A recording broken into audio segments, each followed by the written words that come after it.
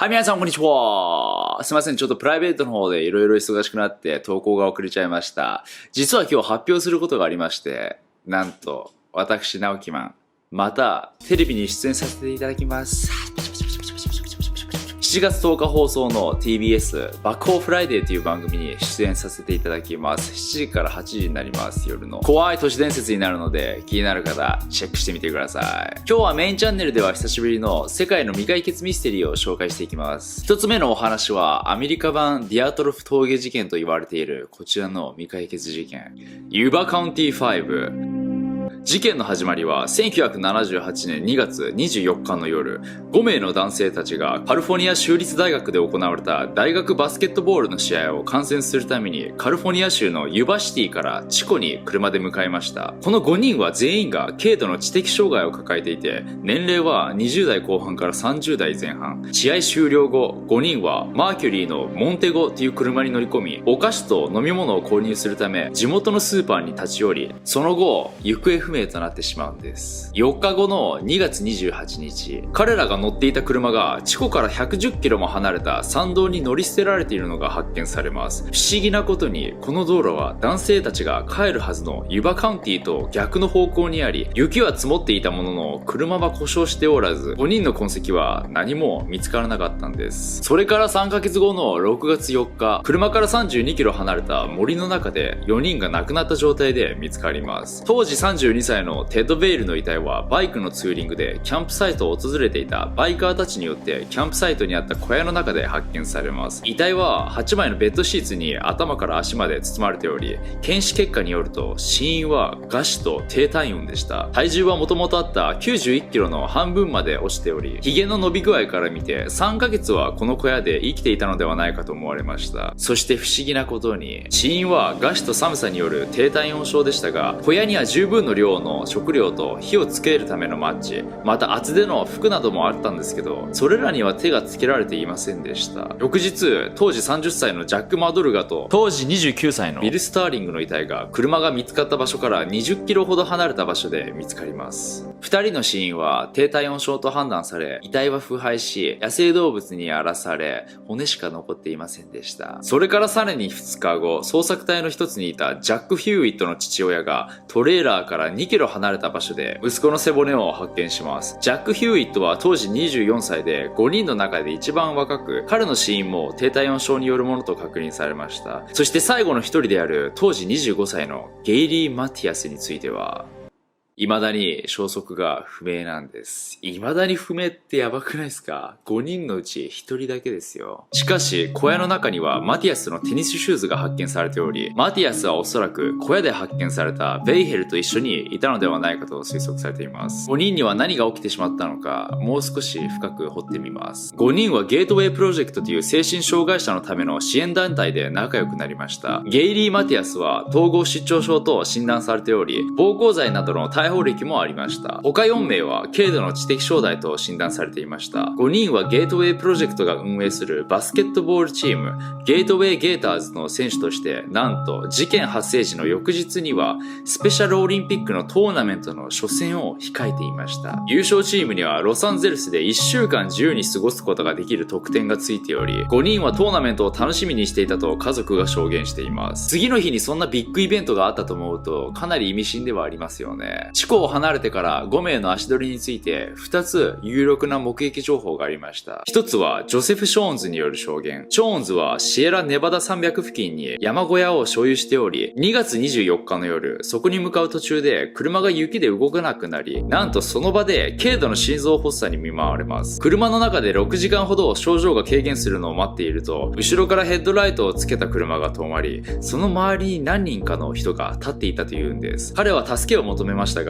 ヘッドライトは消えてしまったようです。朝になり、ショーンズは近くのロッジまで13キロほど下り、家まで送ってもらう途中でモンテゴ社を目撃しています。そして2人目の目撃者はブラウンズビルという乗り捨てられた車から50キロほど離れた小さな村にある店の店員によるものでした。彼女によると、失踪から2日後の2月26日に5人のうちの4名が赤いピックアップトラックに乗って店に立ち寄ったと証言しており、店のオーナーも同じ証言をしています。2人は外の公衆電話で電話をし、他2名はお店でブリトーとチョコレートミルクを買っていたというんです。果たして5人には何が起きてしまったのか、こっからは仮説になります。車がなぜ逆の方向に向かってしまったのかという理由としては、マティアスの別の友人がフォーブスタウンに住んでおり、そこに向かおうとしていたのではないかと推測されました。その途中で間違った道に入ってしまい、迷子になった挙句、車を乗り捨てたのではないかと。また目撃者の一人で心臓発作を起こしていたジョセフ・ショーンズと遭遇し、恐怖の中、雪山の中に逃げていったのかもしれません。そんな中、山小屋を見つけ、寒さから避難しようとしますが、知的障害を抱えていたため、小屋の中のものを使えば窃盗になってしまうと恐れ、何も手をつけなかったのかもしれません。ベイヘルの家族によると、判断能力が通常の人より劣っており、以前真夜中に家で火事が起きた際、寝ないと次の日に起きれなくなり、遅刻してしまうことを心配し、焼き崩れる家から避難することを拒んだという事件があったようです。目の前の緊急事態より日常のルーティーンを崩さないことを優先するんでしょうね。ただこの場合だと、2人目の目撃者の情報とは合わないので、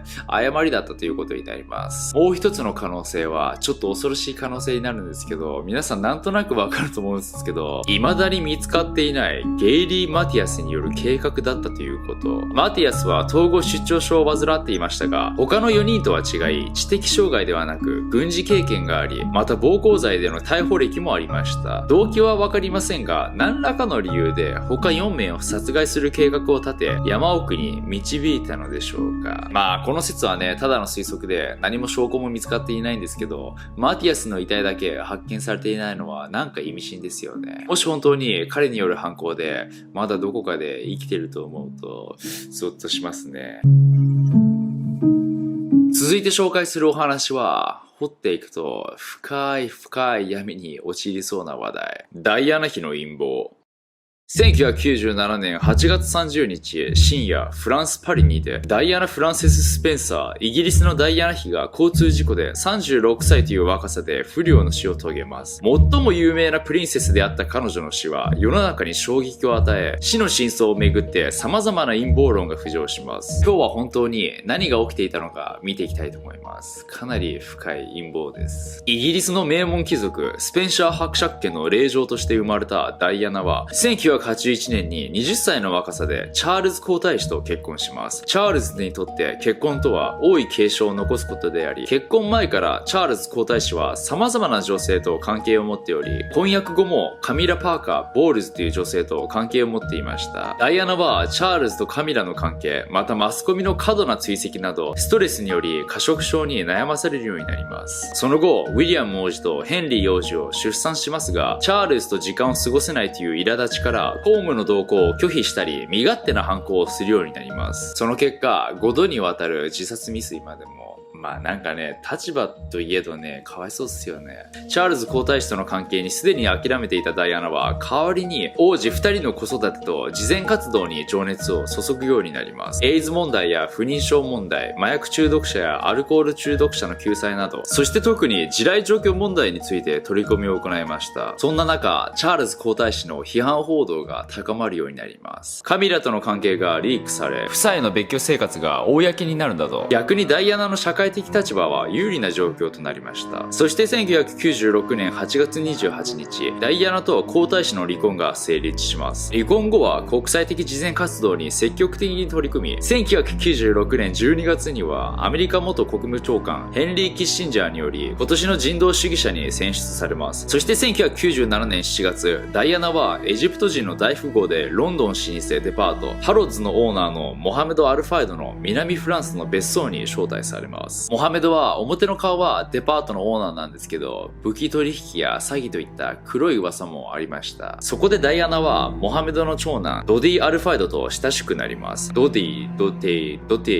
は童貞です。嘘。ドディは映画プロデューサーでバカンスの間、2人の姿をパパラッチはずっと追い続けました。8月10日には2人の熱愛報道がされ、公となります。ドディの父のモハメドはこの頃からイギリス王室と親族関係を持つという野望を口にするるようになります。そして8月30日、2人はパリに向かい、宿泊予定のホテルリッツパリで夕食をします。そしてドティは土手を捨てます。パパラッチから逃れようと、2人はドティのアパートに向かうことにします。この時ドティがダイアナにプロポーズをする予定だったという噂があります。あら素敵。パパラッチを巻くためにおとりの車をホテルの正面から出させ、その後深夜0時20分頃にホテルの裏口からメルセデス・ベンツ S280 で密かに出発しました。車にはダイアナとドティ、リッツホテルの警備リーダーで運転をしていたアンリ・ポールと警護班のリーダーリース・ジョーンズが乗っていました。また運転手のアンリはこの時直前までバーで飲んでいたと言われています。ダイアナたちが乗っていた車はすぐにパパラッチにバレてしまい、パパラッチから巻こうと車は130キロほどを出していたと言います。そして0時35分、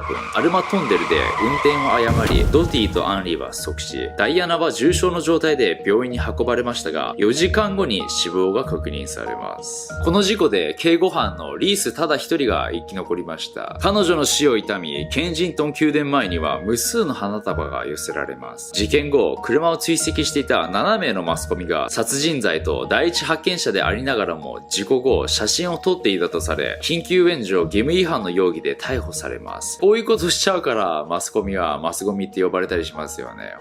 そしてその1日後には飲酒運転をしていたアンリ・ポールが原因だったとして事故は片付けられてしまいます。しかしドティの父モハメド及びリビア政府の間でダイアナはエディンバラ公フィリップ指揮のもとイギリス政府により暗殺されたという陰謀論が浮上します。なぜイギリス政府によってダイアナが暗殺される必要があるんでしょうかね。彼によるとダイアナはドティの子を身ごもっており、アルファイド一族がドティの家族ですねが未来の英国王の親族になることを阻止するために暗殺したと。ただダイアナの検視では妊娠は確認されていませんでした。まあもちろんね、それすらも操作されていた可能性もありますけど、実際に1996年10月にダイアナは自身の暗殺を予言するような内容の手紙を元執事のポール・バレルに送っていました。それはポール・バレルに送ったらバレるよ。そこにはこう書かれていました。夫がブレーキ故障により私が頭部を負傷する事故を起こし、